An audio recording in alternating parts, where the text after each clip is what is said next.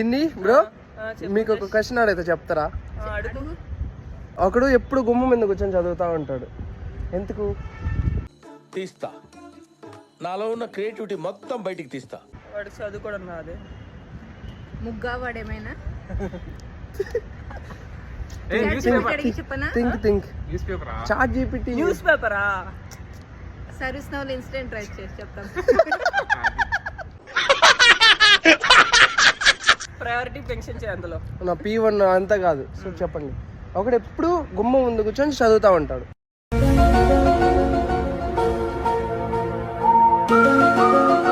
Why దిష్టి ముగ్గ, no no no గుమ్మడికాయ, no పూజారి, నో.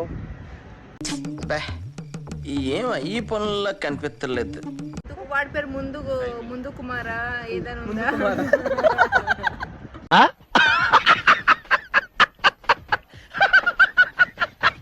నో.